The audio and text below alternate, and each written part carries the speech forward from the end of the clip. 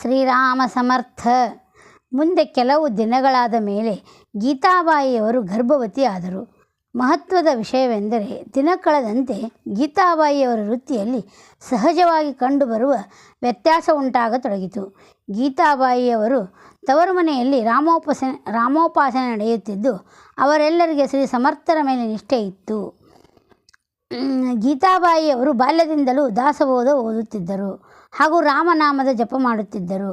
ಅವರು ಶ್ರೀ ಸಮರ್ಥರನ್ನು ಗುರುಗಳೆಂದು ಭಾವಿಸಿದ್ದರು. ಅವರಿಗೆ ಬಯಕೆಗಳು ಉಂಟಾದಂತೆ ಅವರಲ್ಲಿ ಕಂಡುಬಂದ ಮೊದಲನೆಯ ಲಕ್ಷಣವೆಂದರೆ ಅವರು ರಾಮನಾಮ ಸ್ಮರಣೆ ಮಾಡತೊಡಗಿದರು. ಹೋಗುವಾಗ, ಬರುವಾಗ, ತಿನ್ನುವಾಗ, ಉಣ್ಣುವಾಗ, ನಿತ್ಯದ ಎಲ್ಲ ವ್ಯವಹಾರದಲ್ಲಿ ಅವರು ಅಖಂಡವಾಗಿ ಶ್ರೀರಾಮ ಜಯ ರಾಮ, ರಾಮ ರಾಮ ಎಂದು ಅನ್ನತೊಡಗಿದರು.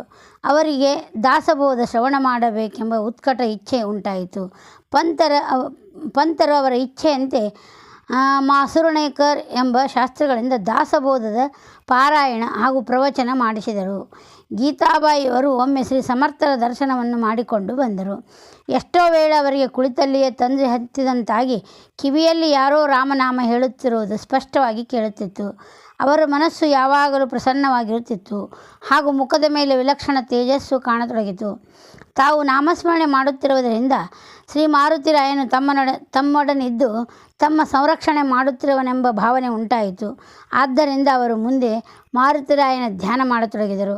ಮುಂದೆ ಪಂತರು ಸರ್ವರ ಸಮ್ಮತಿಯಂತೆ ಗೋಂದಾವಲೆಯಲ್ಲಿ ಬಾಣಂತಿತನ ಮಾಡುವುದನ್ನು ನಿಶ್ಚಯಿಸಿ ಗೀತಾಬಾಯಿಯವರ ತಂದೆ ತಾಯಿಗಳನ್ನು ಅಲ್ಲಿಗೆ ಕರೆಸಿಕೊಂಡರು. ಅವರಿಗೆ 8 ತಿಂಗಳು ತುಂಬುವ ಸುಮಾರಿಗೆ ಒಂದು ದಿವಸ ಸಾಯಂಕಾಲ ಒಬ್ಬ ತೇಜಸ್ವಿಯಾದ ಬೈರಾಗಿಯು ಪಂತರ ಮನೆಗೆ ಬಂದನು. ಗೀತಾಬಾಯಿಯು ಅವನಿಗೆ ನಮಸ್ಕರಿಸಲು ಅವನು ಅವರ ಕಡೆಗೆ ನೋಡಿ ಆನಂದಾಶ್ರುಗಳನ್ನು ಸುರಿಸುತ್ತಾ, ನನ್ನ ಮುದ್ದು ಮಗುವೆ, ನೀನು ಇಲ್ಲಿರುವೆಯಾ?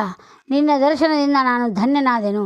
ನಾನೀಗ ತಿರುಗಿ ಹೋಗುತ್ತೇನೆ ಎಂದು ಹೇಳಿ ರಾಮೇಶ್ವರಕ್ಕೆ ಹೊರಟು ಆ ಬೈರಾಗಿಯು ತಿರುಗಿ ಸ್ವಸ್ಥಾನಕ್ಕೆ ಹೊರಟು ಹೋದನು.